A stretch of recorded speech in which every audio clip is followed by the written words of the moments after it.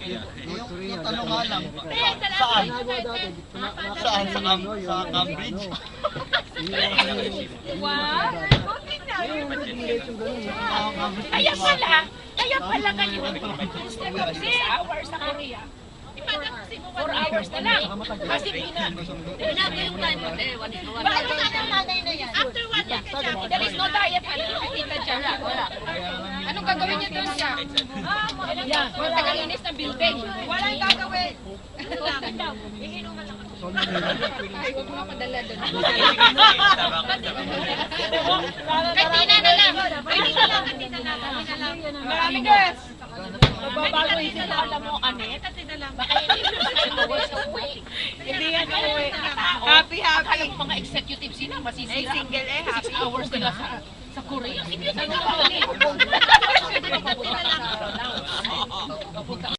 nagmamahalan lang. Alam mo, ilang kami ilang una pa kami. Wala sarado. Ilang tawag sa akin, pinagalis ko yun.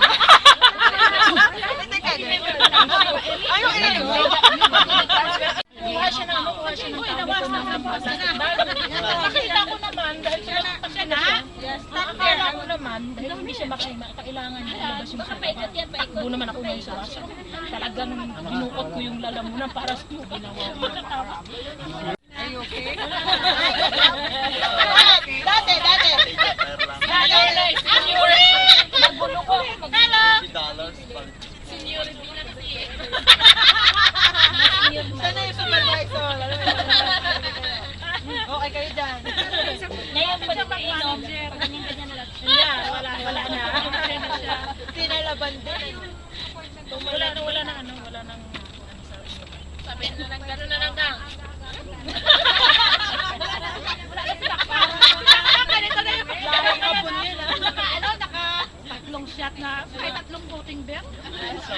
Nakaupo na si Makla. Kaya narinig mo na, nagkaroon sila ng Tagalog. Tawag sabi, masaya kayo, marinig kayo yung sarili. Hindi mo ga?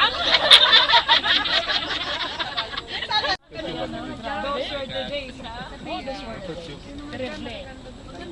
Saan na? Ako dati, wala na. Nahirap na kami sa pamilya. Kaya nung sinabi niya mag-get together ulit, kita ko ulit. Ulo pa atin ka, Chris? Nandun na siya, di ba? Wala pa? Wala.